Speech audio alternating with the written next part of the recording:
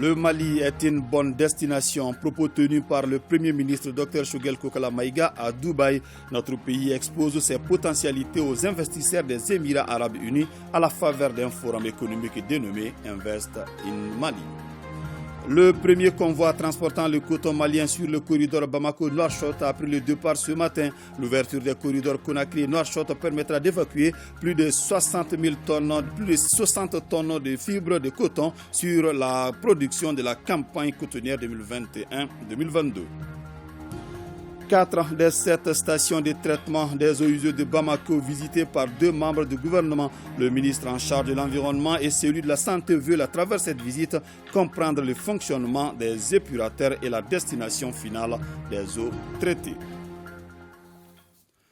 Nous sommes heureux de vous compter parmi nous. Bienvenue dans ce journal. D'abord, cette bonne nouvelle. 18 otages, dont 17 militaires et un civil, ont été libérés des mains de leurs ravisseurs. Ils ont été présentés ce soir au président de la transition, colonel Assimi Goïta. Il faut signaler que certains d'entre eux étaient retenus en captivité depuis 2019. Pour le ministre de la Défense et des anciens combattants, l'État met tout en œuvre pour retrouver tous les otages maliens et étrangers. Plus de détails au cours de ce journal.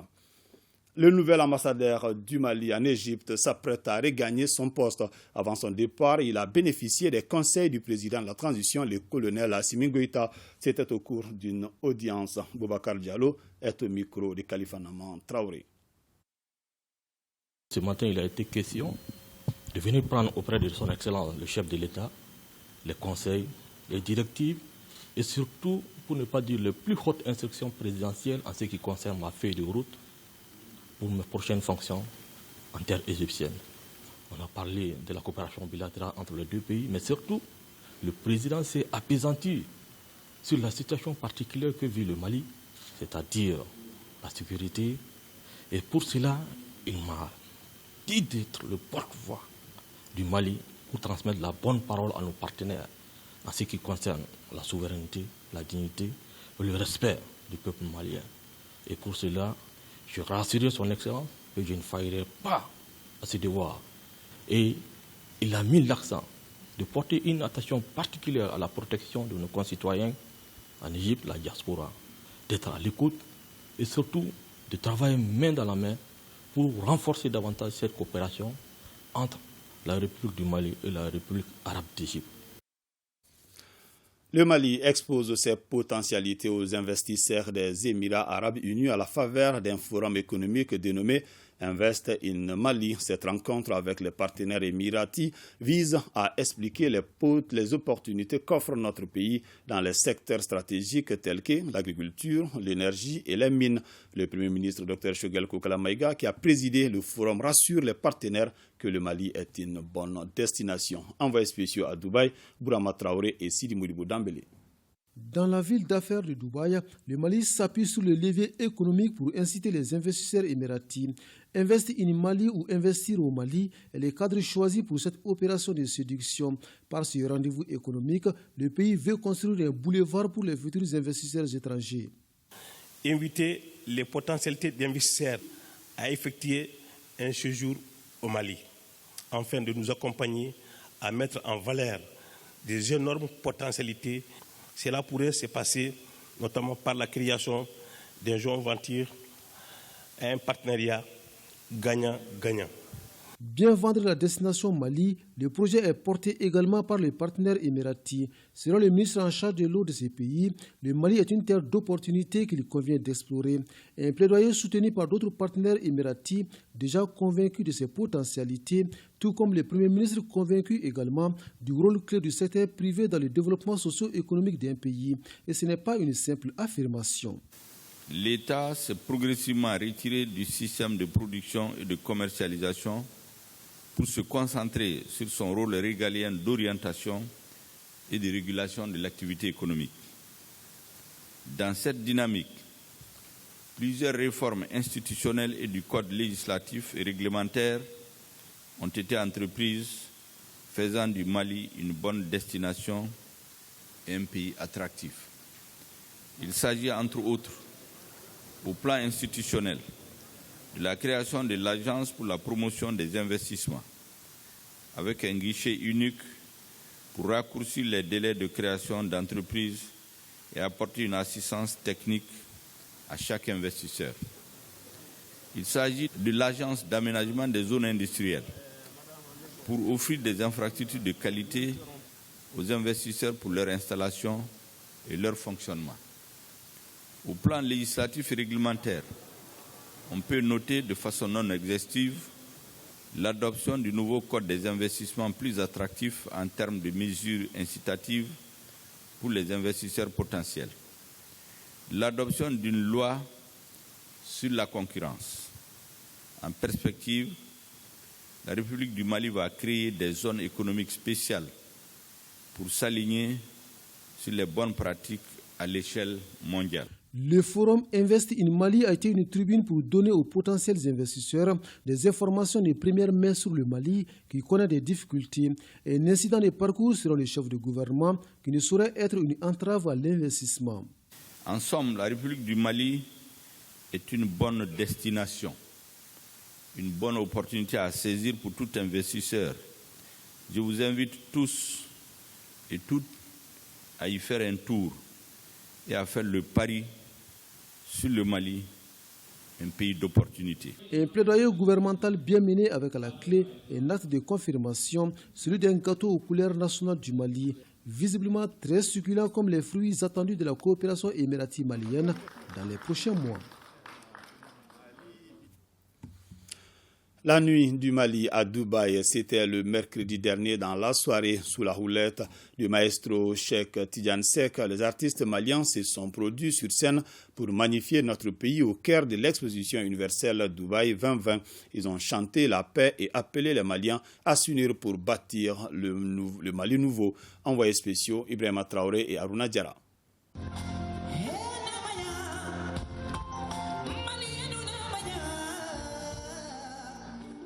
Voyage à travers le Mali et son histoire.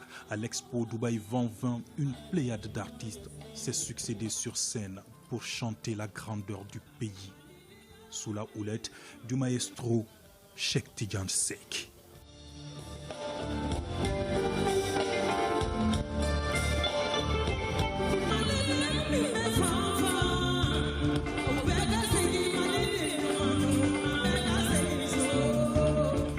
Actualité et situation particulière du pays obligent, tous évoquent des thèmes patriotiques.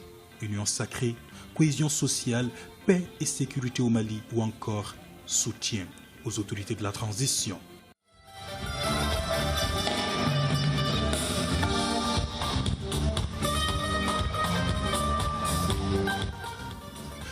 Le Premier ministre a salué l'engagement des artistes pour la cause nationale. Leur rôle, dit-il, demeure très déterminant dans le contexte actuel. Ce que vous venez de faire me convainc davantage que cet espoir, cette dignité, cet honneur du Mali, son unité, lui seront restitués dans quelques mois, dans quelques semaines, dans quelques années.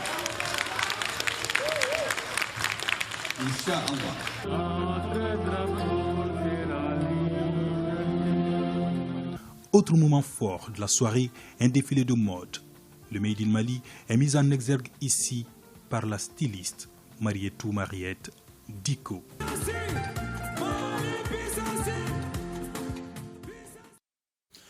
Le Premier ministre a regagné Bamako ce matin en provenance de Dubaï. Avant de quitter Dubaï, le Dr Choguel Kokala Maïga a échangé avec les autorités émiraties pour leur transmettre les salutations du peuple malien à l'occasion des 50 ans de leur État célébrés récemment. Le chef du gouvernement a également pris part aux activités de la journée du Mali à l'exposition universelle Dubaï 2020 avant de rencontrer plusieurs hauts responsables du secteur privé. Les entrevues sanctionnées par plusieurs décisions. Nous l'écoutons au micro de nos envoyés spéciaux, Ibrahima Traoré et Aruna Diarra.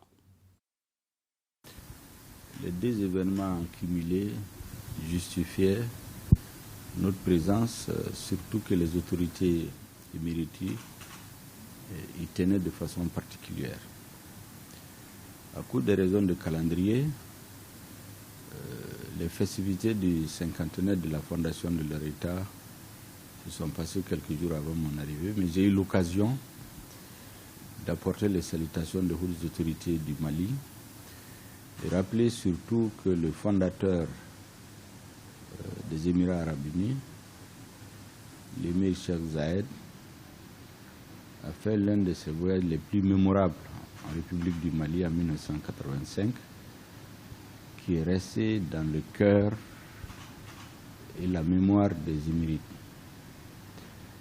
Ils ont été très sensibles à cette marque de solidarité et surtout à ces pages glorieuses de l'histoire de notre pays que nous voulons d'ailleurs réouvrir.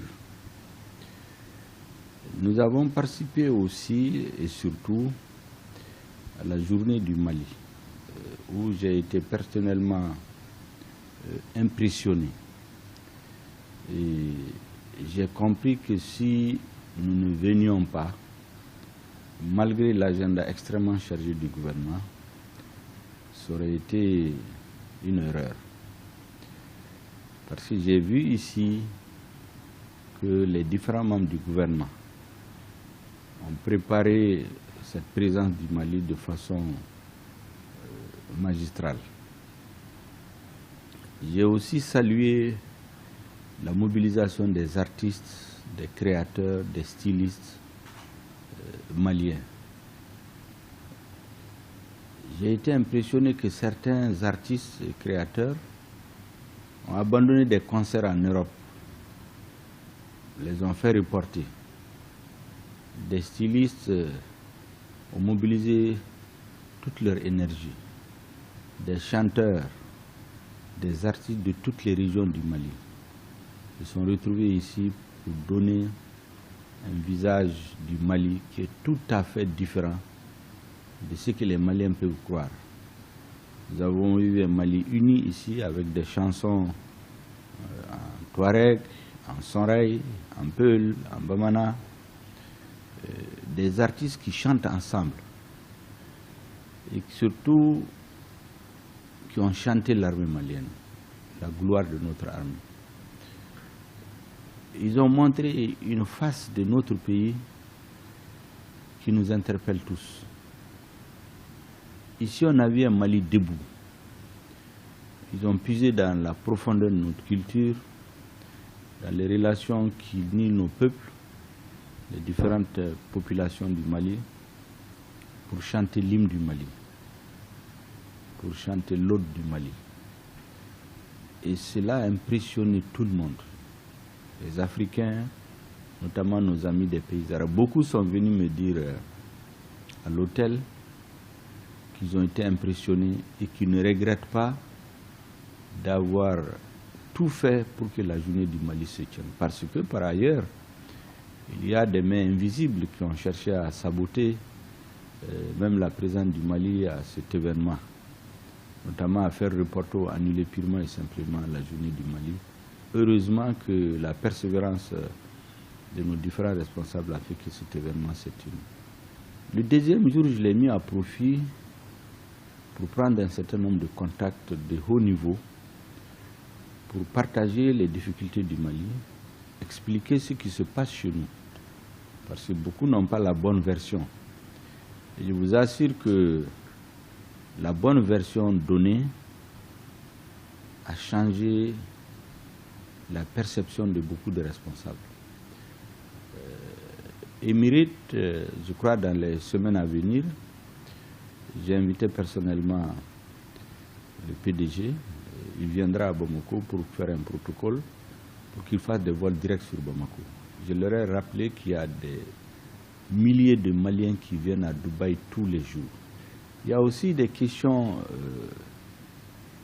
d'incompréhension qui existaient à certains niveaux. Par exemple, Dubaï Port a fait un accord avec le gouvernement malien qui est bloqué depuis 2 ans. Ils étaient fâchés. J'ai expliqué à mes interlocuteurs que souvent, pour mieux comprendre un partenaire, il faut se mettre à sa place. Qu'est-ce qui se passe? De longue date, l'État malien, les opérateurs maliens voulaient faire un port sec où les marchandises allaient être déposées quand ils viendraient des différents ports. Dans tous les pays, ça se négocie de façon transparente. Le financement est fait, les bénéfices sont partagés et c'est du gagnant-gagnant. Le protocole qui avait été signé avec le Mali conduisait à ce que notre État perdait tout. Nos opérateurs économiques n'ont pas été associés à l'opération. Je leur ai indiqué de toute façon, même s'ils font ce port-là, c'est que si les opérateurs économiques refusent de venir y déposer leurs marchandises, c'est un investissement qui ne sert à rien. Alors, ils ont dit avoir payé, je crois, aux environs de 35 millions de dollars, ça fait peut-être 18-20 milliards de francs CFA. Je dis, mais ça ne suffit pas. Mais le plus grave, c'est que sur près de 1000 hectares qui ont été promis, imaginez-vous sur 1000 hectares qui vont être donnés à une entreprise pour faire un port sec, l'État malien n'a que 70 millions par an. Et les opérateurs maliens ne sont pas associés. Les populations qui sont sur ce site n'ont pas été dédommagées. Et on voudrait que des hommes, des Maliens ont signé un papier comme ça pour leur dire de venir. Je leur dis que ça c'est terminé, ce genre d'opération. Ils viendront et après les explications, ils ont très bien compris. Je les ai invités à venir faire des discussions transparentes. Il y a d'autres partenaires stratégiques que j'ai rencontrés. Nous avons parlé de l'ensemble de la problématique de développement et de sécurité de notre pays. C'est des sujets sur lesquels compte rendu détaillé sera fait au président de la transition qui décidera in fine des orientations à donner. Nous ferons le suivi. En tous les cas, ils sont dans de très bonnes dispositions. Ce que nous voulons aujourd'hui, c'est des investissements massifs dans notre pays. Celui qui est à la tête du Mali aujourd'hui a un objectif, avec son équipe, avec le soutien de la population, sécuriser le pays, le projeter dans l'avenir. Je pense que ce discours a impressionné beaucoup de nos interlocuteurs qui ont dit toute l'admiration qu'ils ont pour le Mali, que leur pays avait, et qui sont heureux de voir cette grande admiration revenir. Et ça ne s'arrêtera pas seulement à ce pays. Nous sommes, sur les instructions du chef de l'État, sur une grande offensive diplomatique, économique et financière pour que notre pays, enfin, puisse exercer sa liberté de choix, de décision dans tous les domaines. Et nos opérateurs économiques aussi, nous ne cesserons jamais de les remercier. Je leur ai dit que ceux qui ont espéré étouffer notre pays ont appris à leurs dépens que les opérateurs économiques maliens, malgré que chacun fait les affaires pour les intérêts, mais c'est des patriotes. C'est eux qui ont dit non et rien ne manquera au peuple malien.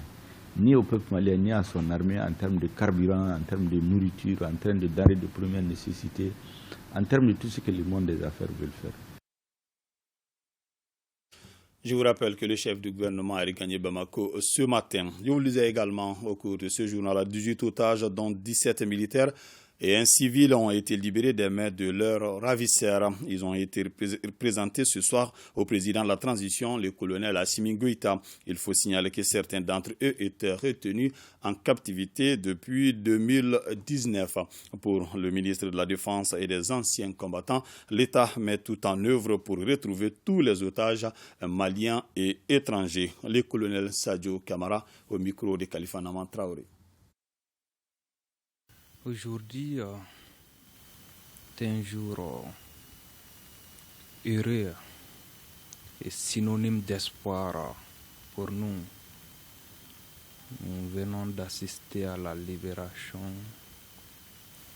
de quelques militaires et puis un civil. C'est les militaires qui se battent au quotidien, au prix de leur vie, leur santé, leur liberté, pour sécuriser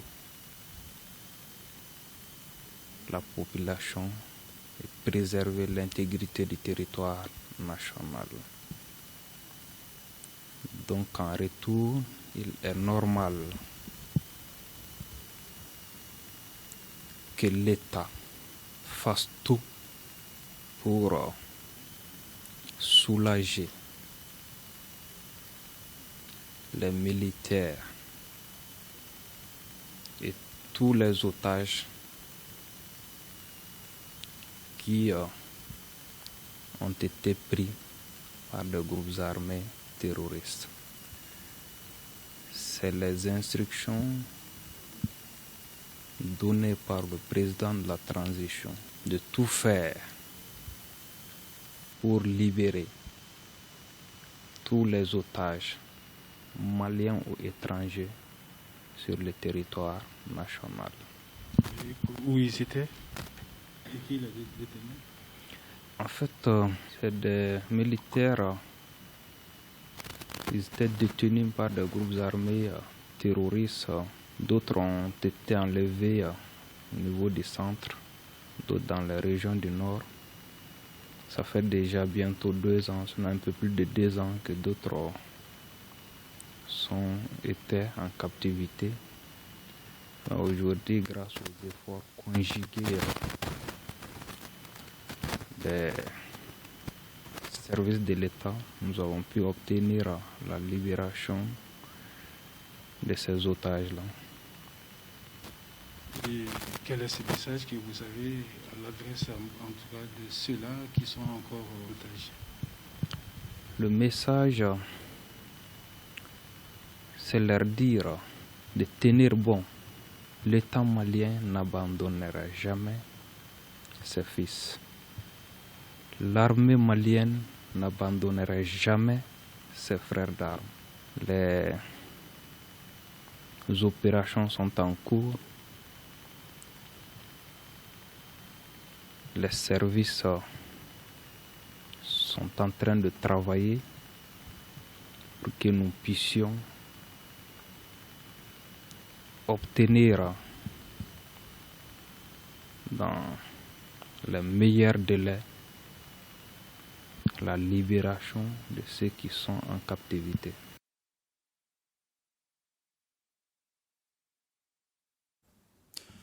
L'engagement diplomatique du Mali s'inscrit dans une tradition de construction de l'idéal panafricain. Ces mots ont été prononcés par le Premier ministre Dr Choguel Kokla Maïga à l'Assemblée citoyenne des peuples de l'Afrique de l'Ouest. La rencontre est organisée par l'Union des jeunes pour la paix et la nation africaine. Les participants se penchent sur le thème État et perspectives de la démocratie et de la gouvernance dans l'espace ouest africain. Nouhoum Sissoko. Les États-Unis d'Afrique, un devoir de génération. C'est le chantier ouvert par l'Union des jeunes pour la paix et la nation africaine. L'organisation par l'UJPENA d'un colloque sur des questions de gouvernance et de démocratie dans l'espace ouest africain s'inscrit dans ce cadre. À cette Assemblée citoyenne des peuples de l'Afrique de l'Ouest, de vous exprimer notre chaleureuse reconnaissance pour la réponse à l'appel de l'Union des jeunes pour la paix et la nation africaine, mais surtout notre reconnaissance et notre gratitude à la solidarité et à l'élan fraternel dont vous faites montre à l'endroit du Mali. De 1960 à nos jours, les différentes constitutions stipulent que le Mali est prêt à renoncer à une partie de sa souveraineté pour la réalisation de l'unité africaine, selon le Premier ministre. C'est l'engagement diplomatique du Mali qui s'inscrit dans une tradition de construction de l'idéal africain auquel le Mali n'a jamais dérogé, quels que soient les régimes politiques et les dirigeants qui sont succédés au Mali à la tête de l'État. Notre hymne, dans sa version longue, est rythmé par l'Afrique, dont le nom y est répété une dizaine de fois, car pour les dirigeants maliens, toutes générations confondues, il n'y a pas de salut sans l'Afrique. Notre identité, notre ancrage, notre engagement. L'Assemblée citoyenne des peuples d'Afrique et de l'Ouest doit démontrer l'engagement collectif des peuples d'Afrique et d'ailleurs et leur capacité au sursaut national, au sursaut africain, afin de poser un diagnostic objectif sans complaisance et non partisan de la gouvernance de la démocratie dans la région. L'Assemblée citoyenne des peuples de l'Afrique de l'Ouest a pour mérite de permettre la construction d'une conscience collective bien informée entre acteurs clés de la vie de notre espace ouest africain et la formation d'une opinion publique afin d'inscrire les actions dans une vision commune, a encouragé le Premier ministre. Les membres du Conseil national de transition au chevet des victimes de l'incendie du 21 février dernier, une délégation de l'institution conduite par son vice-président s'est rendue au Karbala de Faladje où a eu lieu le sinistre. La délégation a exprimé sa compassion, prodigué des conseils et promis d'œuvrer auprès des plus hautes autorités pour aider les victimes. Alousseinou Touré. Conduite par le vice-président de l'institution, la délégation du Conseil national de transition s'est rendue auprès des vendeurs de bétail de Faladje, victimes lundi dernier d'un incendie qui a ravagé une bonne partie de ce marché communément appelé Garbal.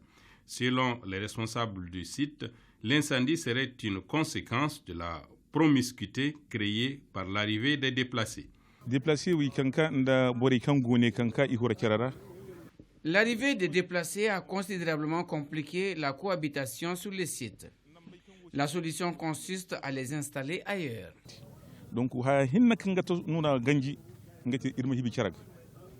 S'exprimant au nom du président du CNT, le vice-président a exprimé toute la solidarité de la nation à cette profession dont le rôle dans notre économie n'est plus à démontrer. Actuellement, nous sommes en pourparlers ici, pour qu'on puisse se mettre d'accord. Parce que cette histoire d'embargo, c'est tout le monde qui ressent ça. Tous les pays de la CEDEAO ressentent ça. Il y a même des pays qui ressentent ça plus que nous. Donc ce n'est pas aujourd'hui que vous êtes devenus importants. Depuis que le Mali est Mali, vous êtes importants. C'est vous qui nous faites vivre. Une enveloppe d'1 million de francs CFA a été remise aux éleveurs en guise d'encouragement. Promesse a été faite de traiter de façon diligente la question de la sécurité des marchés à bétail. Toutes les dispositions seront prises pour que le gouvernement qui constitue l'exécutif soit alerté en tout cas par rapport à la gravité de la situation et que des solutions et des mesures idoines soient envisagées pour que cela n'arrive plus. Et surtout des mesures allant dans le sens vraiment de délocaliser, les déplacer pour que le bétail, le marché à Garbal soit plus sécurisé et à l'abri de ces incendies. Quelques jours après le sinistre, les dégâts matériels restent encore visibles et le bilan définitif élevé, diront les premiers concernés. Autre action de bienfaisance en 5e région, le ministre délégué auprès du ministre de la Santé, chargé de l'action humanitaire, a procédé ce jeudi à la remise d'une importante quantité de vivres aux veuves et orphelins des militaires ainsi qu'aux déplacés internes de Mopti. C'est un geste de Bokar Yatassaye, dit Bemba, PDG de Wad Motors, Idrissa Keita.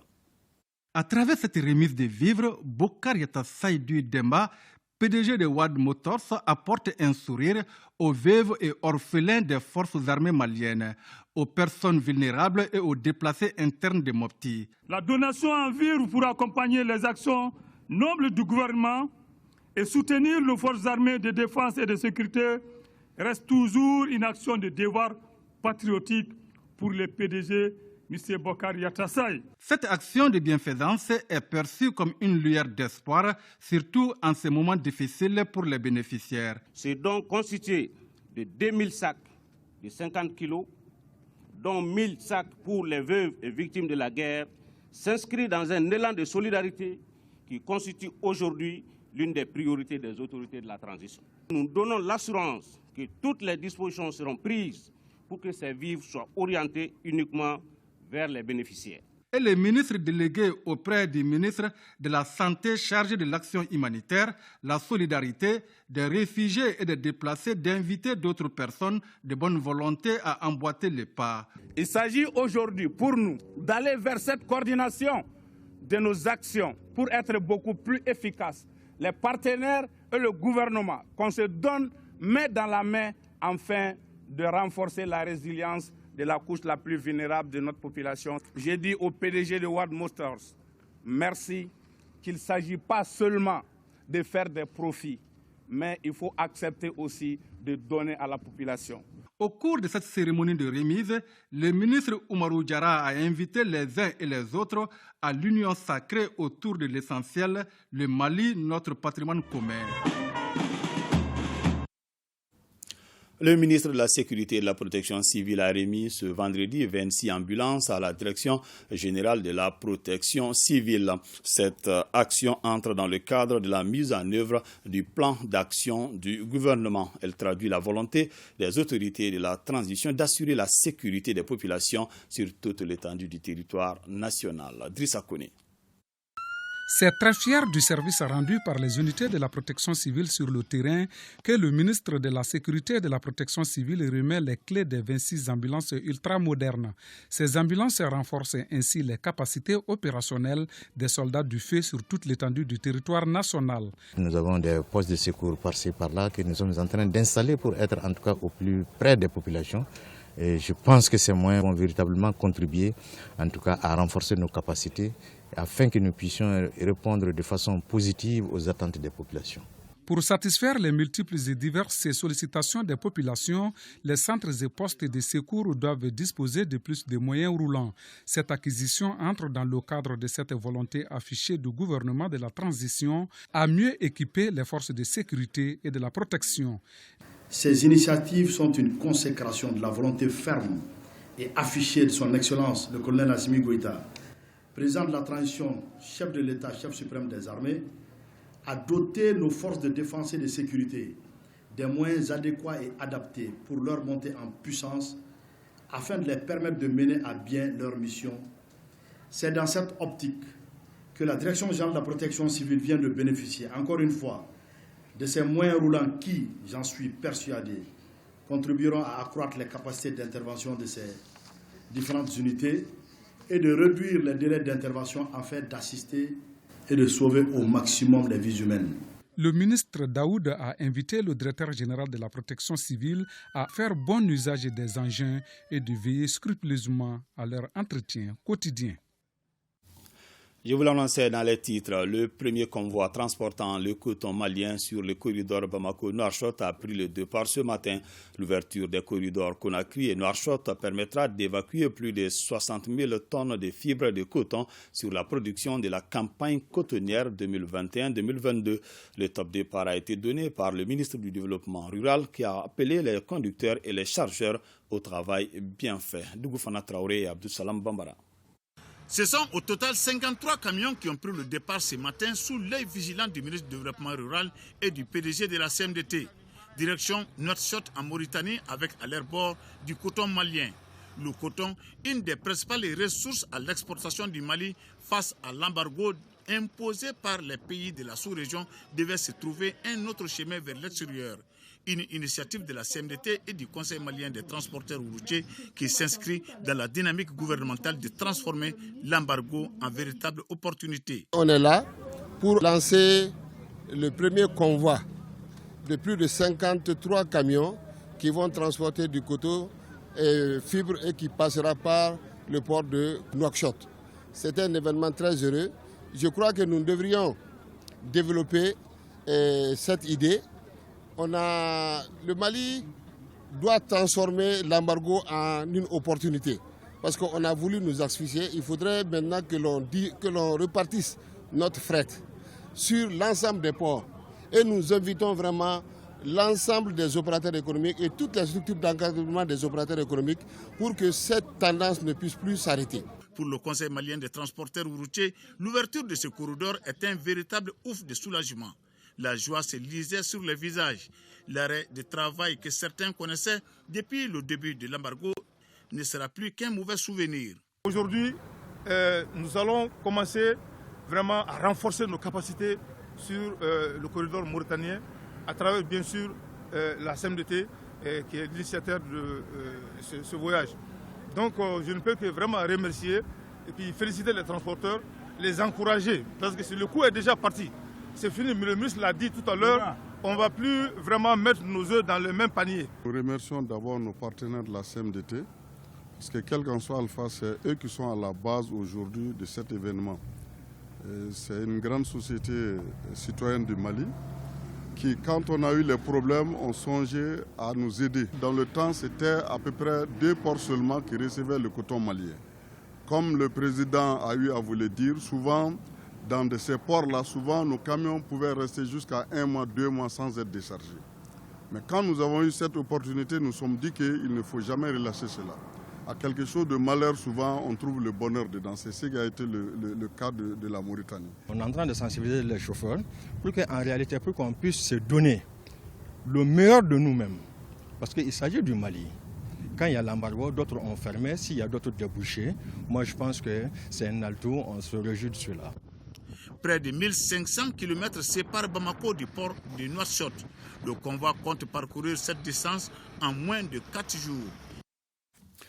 Le ministre du Développement rural a visité hier l'usine de production d'engrais Mali Engrais.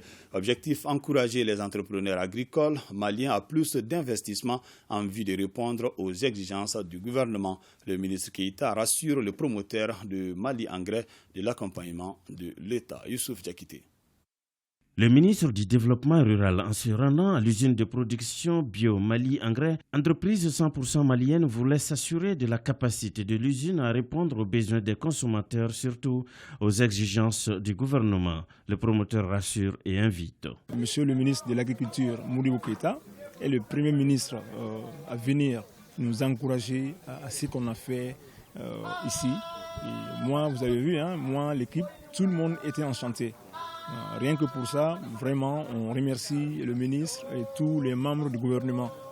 Mali Engrais est une structure de production d'engrais organiques et on est là depuis 2012. De 2012 à maintenant, on a pu avoir beaucoup de formulations par rapport à l'engrais organique, par rapport à l'engrais organominéral, par rapport au terreau aussi. Je vois que les entrepreneurs maliens ont compris que l'agriculture doit être développée et qu'en investissant dans l'agriculture, on peut toujours réaliser des profits. C'est de faire en sorte que dans l'utilisation de l'engrais, cette année pendant cette campagne, qu'on puisse utiliser beaucoup plus d'engrais organiques, de made in Mali. C'est ça l'aide que je peux faire à ce jeune entrepreneur. La visite des installations et le centre principal de transformation a mis fin à la cérémonie. La ville de Bamako comprend de nos jours 7 stations de traitement des eaux usées. Le ministre en charge de l'environnement et celui de la santé ont visité aujourd'hui 4 de ces sites. Objectif, voir et comprendre le fonctionnement des épurateurs et la destination finale des eaux traitées. Compte rendu d'Issa Koné. De l'hôpital dermatologique à Djikoroni à la station de traitement des boues de vidange à Sotuba, en passant par l'hôpital du Point G et le parc national, les eaux usées ne sont plus déversées dans la nature. Elles sont bien traitées et utilisées à d'autres fins selon les spécialistes de l'Agence nationale de gestion des stations d'épuration du Mali, ANGSM. Il y a des produits issus du traitement. Il s'agit de l'eau qui sort du traitement. Il y a les boues de vidange, il y a les boues aussi qu'on peut valoriser pour faire des composts dans l'agriculture.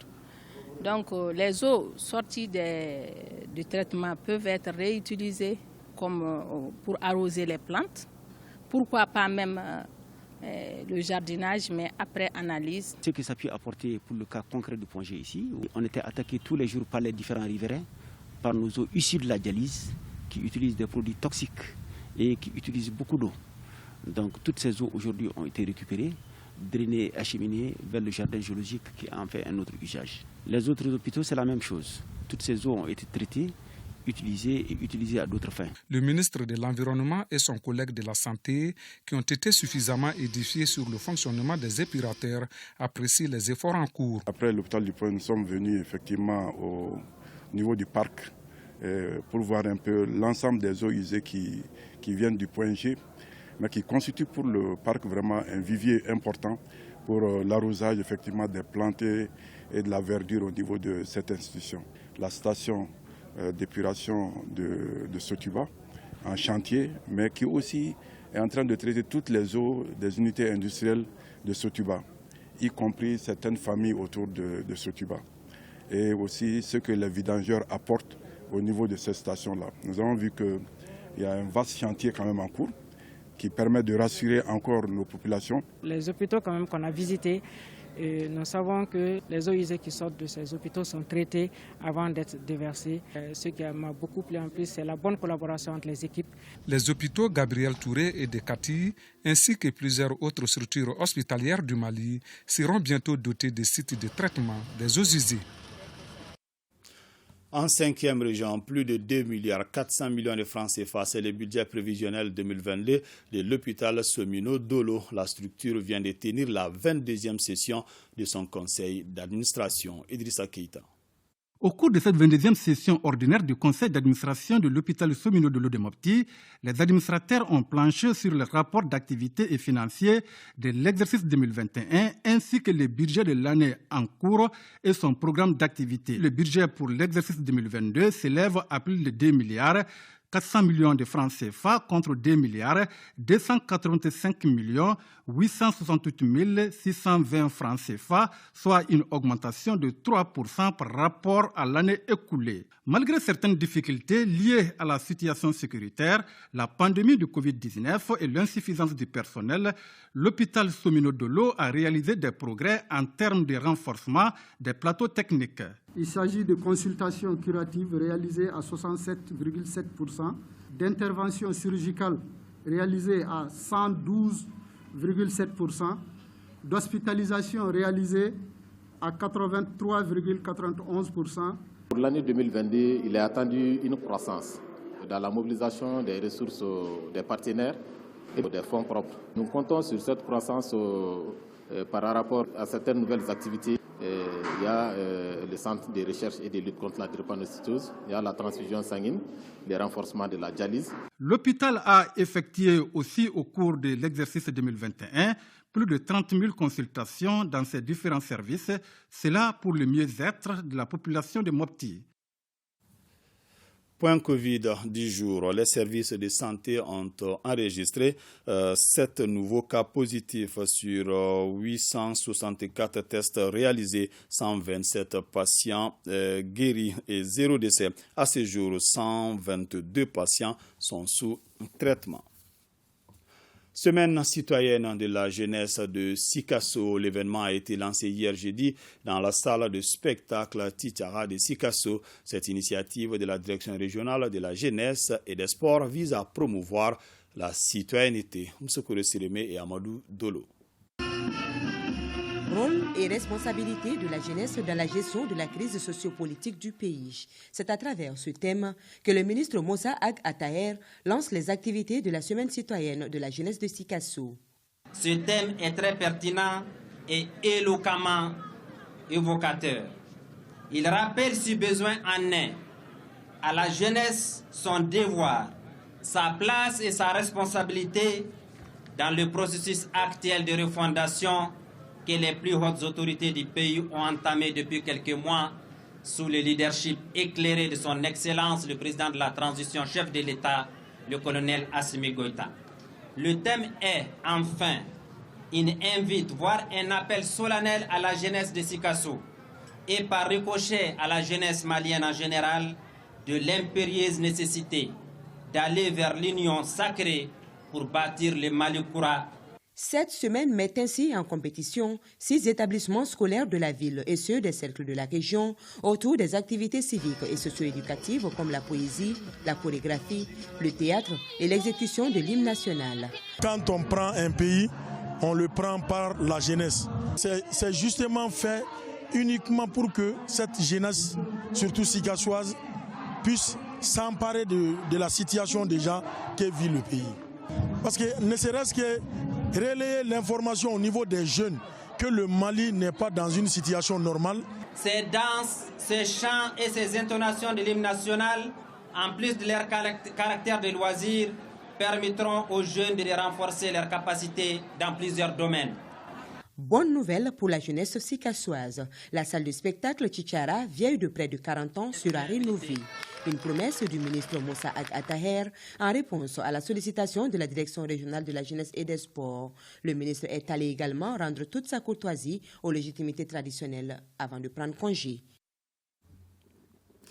Le Conseil des ministres s'est réuni en session ordinaire ce vendredi 25 février 2022 dans sa salle de délibération au palais de Koulouba sous la présidence du colonel Assimi Goïta, président de la transition, chef de l'État. Après examen des points inscrits à l'ordre du jour, le Conseil a adopté des projets de texte, procédé à des nominations et entendu des communications. Avec moi, Ibrahim Djambele, pour la lecture de ce communiqué. Bonsoir. Bonsoir, Fousseni Toukwara, mesdames et messieurs, bonsoir. Et nous commençons par le chapitre des mesures législatives et réglementaires. 1. Sur le rapport du ministre de la Jeunesse et des Sports chargé de l'instruction civique et de la construction citoyenne, le Conseil des ministres a adopté des projets de texte relatifs à la création, à l'organisation, aux modalités de fonctionnement et au cadre organique de la Direction générale de la construction citoyenne. La politique nationale de la citoyenneté et du civisme adoptée par le gouvernement prévoit la création d'une direction en charge de la construction citoyenne pour lutter contre l'effritement moral de notre société et l'accroissement de l'incivisme, des incivilités et des actes violents. Les projets de texte adoptés créent la Direction générale de la construction citoyenne pour assurer l'élaboration des éléments de la politique nationale en matière de construction citoyenne, de veiller à son exécution et d'assurer la coordination des services et organismes publics et privés qui concourent à sa mise en œuvre. Sa création contribuera entre autres à renforcer la culture de la citoyenneté, à favoriser l'émergence de citoyens pétris de valeurs et engagés pour l'édification des Mali unis en paix et prospères dans le concert des nations, à consolider des valeurs, notamment le respect des us et coutumes et des pratiques positives maliennes qui ont forgé la grandeur du Mali d'antan, à promouvoir les attitudes et comportements propices du développement socio-économique et culturel du pays. 2. Sur le rapport du ministre de l'Entrepreneuriat national, de l'Emploi et de la formation professionnelle, le Conseil des ministres a adopté un projet de décret fixant le cadre organique de la direction des ressources humaines du secteur de la jeunesse, de l'emploi, des sports et de la culture. La direction des ressources humaines du secteur de la jeunesse, de l'emploi, des sports et de la culture a pour mission d'élaborer les éléments de la politique nationale dans le domaine de la gestion et du développement des ressources humaines pour les ministères en charge de la jeunesse, des sports, de l'instruction civique et de la construction citoyenne, de l'entrepreneuriat national, de l'emploi et de la formation professionnelle, de l'artisanat, de la culture, de l'industrie hôtelière et du tourisme. L'adoption du présent projet de décret vise à doter pour les 5 prochaines années la direction des ressources humaines du secteur de la jeunesse, de l'emploi, des sports et de la culture en personnel nécessaire pour l'exécution de ces missions.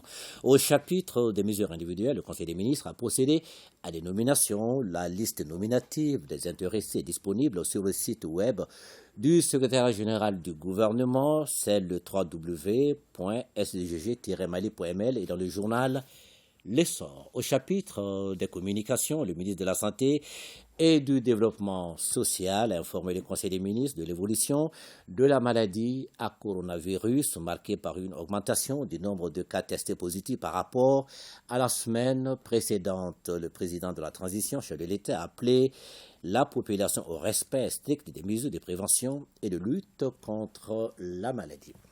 Fousseni Toukwara, ce sera tout pour ce soir. Merci beaucoup, Ibrahim Djambele. Merci et bon week-end. Merci beaucoup à vous de même. C'est donc la fin de ce journal. Merci de l'avoir suivi. Que le bon Dieu nous assiste.